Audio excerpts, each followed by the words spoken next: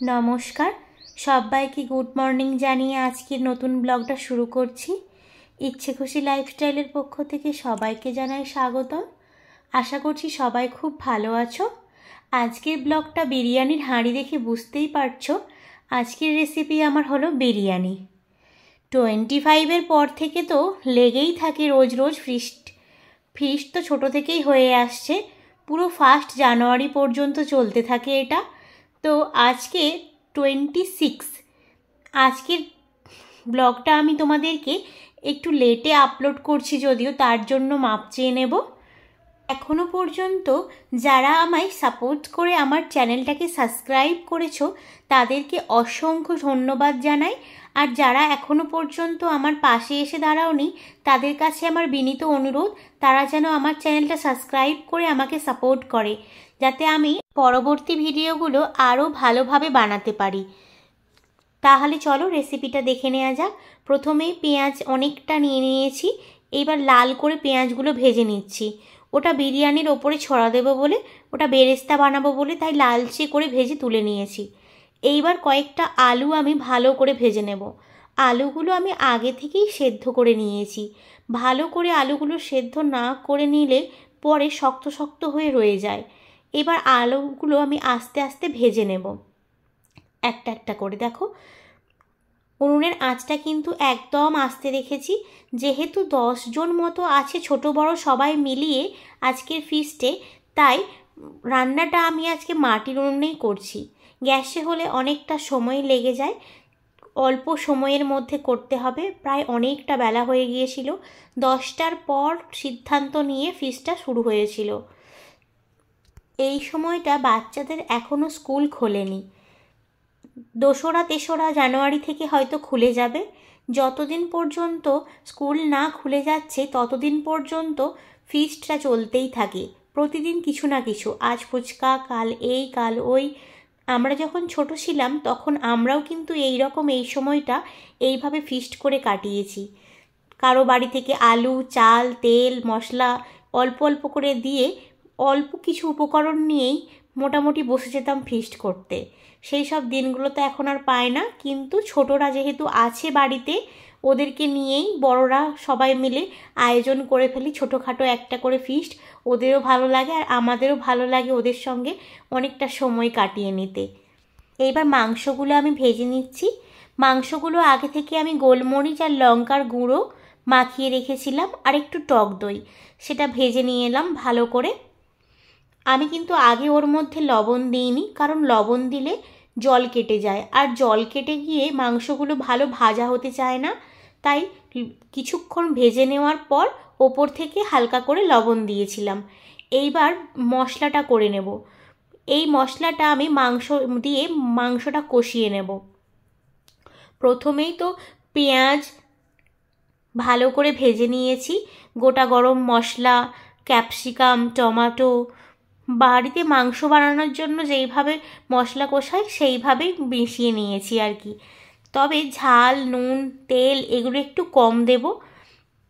এইভাবে বিরিয়ানিটা বানালে খুব একটা রিচ হয় না, আর খেতেও অনেক ভালো হয়, অনেকটা বিরিয়ানি খাওয়া যায়। যেহেতু বাড়ির মশলাই দিচ্ছি সব কিছু, তাই বলছি এইটা একবার বাড়িতে ট্রাই করে দেখো, সত্যি ভীষণ ভালো হয়, খুব একটা রিচ হয় না। তো মশলাটা কষিয়ে নিয়ে ওপর থেকে মাংসগুলো দিয়ে দিয়েছি। এইবার কিছুটা টক দই আমি এতে অ্যাড করব, আর সানরাইজের শাহি বিরিয়ানি মশলা যদি বাড়িতে থাকে ওটাও একটু দিতে পারো, আর না হলে সানরাইজের গরম মশলা দিলেই হয়। আমি কখনো কখনো গরম মশলা আর কখনো বাড়িতে যদি থাকে ওটা ইউজ করি। আজকে আমি গরম মশলা দিয়েই করব।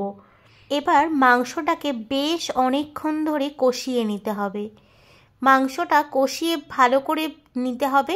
ওপর থেকে একটু ধনেপাতাও দিয়ে দিয়েছি। আগে থেকেই যেহেতু মাংসটা আমার ভাজা ছিল, বেশ শক্ত হয়ে গেছে। এবার মশলার মধ্যে যে গ্রেভির রসটা রয়েছে ওর মধ্যে ফুটিয়ে নিয়ে আমি মাংসটা একটু নরম করে নেব।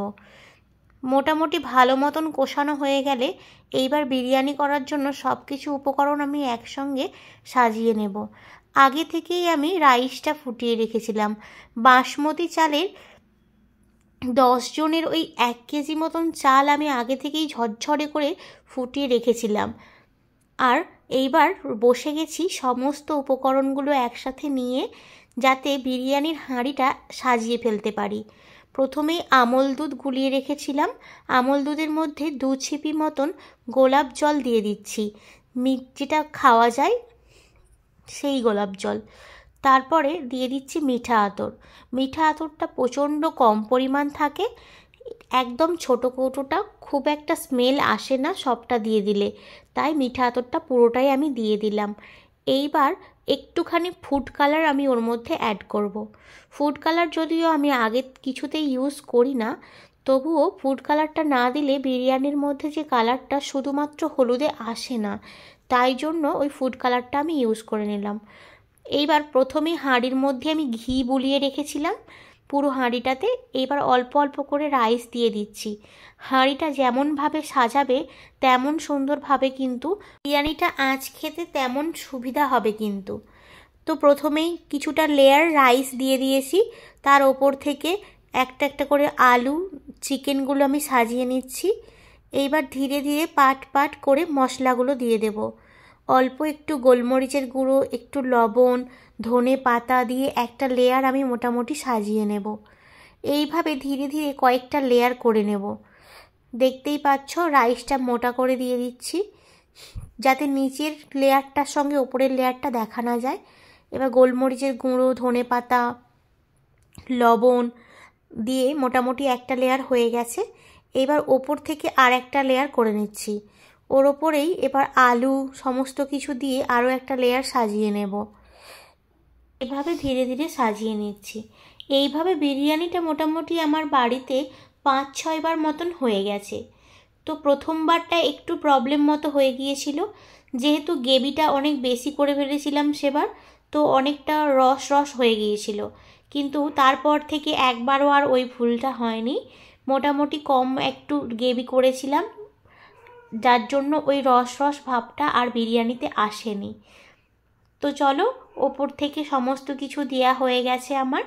এইবার লাস্ট রাইসটা ওপরে দিয়ে দিয়েছি, দিয়ে সমস্ত মশলা, ভেজে রাখা পেঁয়াজ, তারপর গুলিয়ে রাখা আমলের দুধটা, সব কিছু আমি ওপর থেকে দিয়ে দিলাম। ওপর থেকে দিয়ে মোটামুটি আমার হাঁড়িটা সাজানো হয়ে গেছে।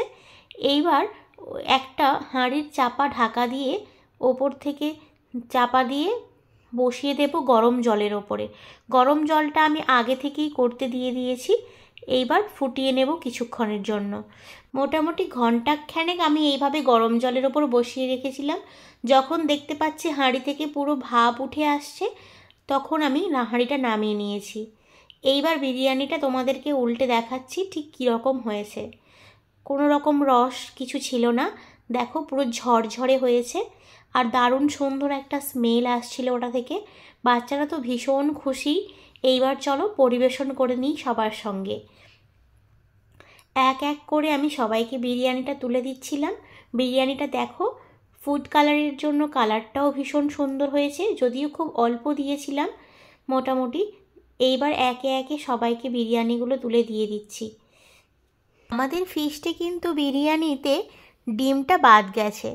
ডিমটা বাচ্চারা খেতেও চায় না, আর আগের বার আমি বিরিয়ানি বানিয়েছিলাম তখন ডিমটা দেখলাম কেউ খেতে চাইছে না, বাড়তি হয়ে যাচ্ছে, তাই এইবারে আর ডিম দিয়ে হয়নি, শুধু চিকেন আর আলু দিয়েই বিরিয়ানিটা সার্ভ করে নিচ্ছি।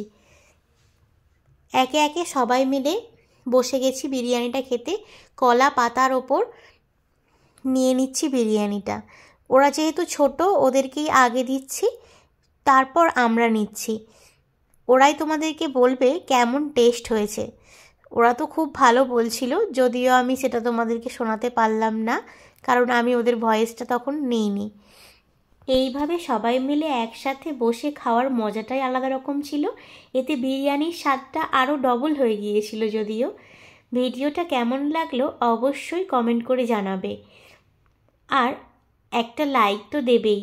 তোমরা যদি আমার চ্যানেলে নতুন হয়ে থাকো, চ্যানেলটা সাবস্ক্রাইব করে দিও, যাতে পরবর্তী ভিডিওটা এলে তোমরা আবার দেখতে পাও।